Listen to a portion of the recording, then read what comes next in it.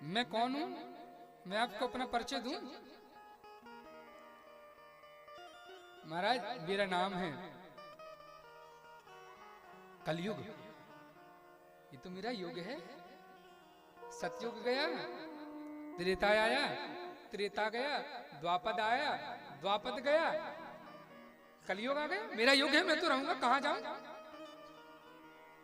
और जब परीक्षित से कलयुग से बात चल रही थी तो वो गौ माता आपस में बछड़े से बात कर रही थी। परीक्षित ने कहा, मैया आप दोनों कौन हो? हे वृषभदेव, आप कौन हैं? वो बछड़ा कहता है, महाराज मैं अपने दोस्त का कारण किसको बतलाऊं? कुछ लोग कहते हैं भगवान की इच्छा के बगैर पत्ता भी नहीं हिलता। कुछ लोग कहते हैं तुम्हारे ग्रह नक्षत्र ठीक नहीं चल रहे, कुंडली दिखवाओ। कुछ लोग कहते हैं समय ठीक नहीं है। कुछ लोग कहते हैं तुमने कर्म ऐसा किए होंगे जो तुम भोग रहे हो। अब अपने दुख का कारण समय को दूं,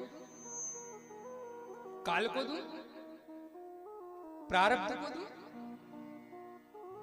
कुंडली को दूं, कि अपने कर्मों को दूं?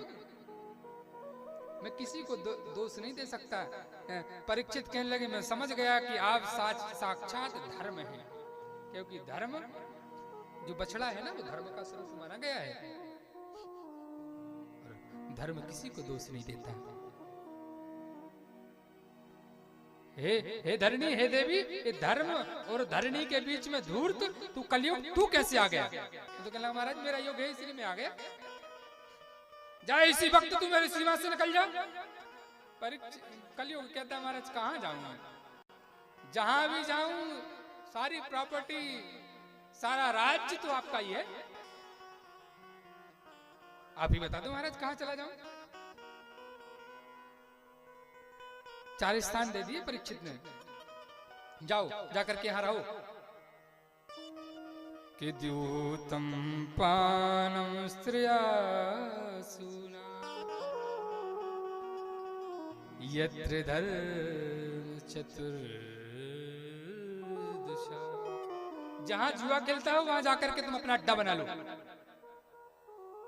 जहां मदरा पीते हो वहां जाकर के तुम बैठ जाओ। जहां जीवों को काटा जाता हो वहां तुम बैठना ही। और हां, जहां व्यभिचार होता हो वहां भी जाकर के तुम रहना। कलयुग कहता है, आपने मेरे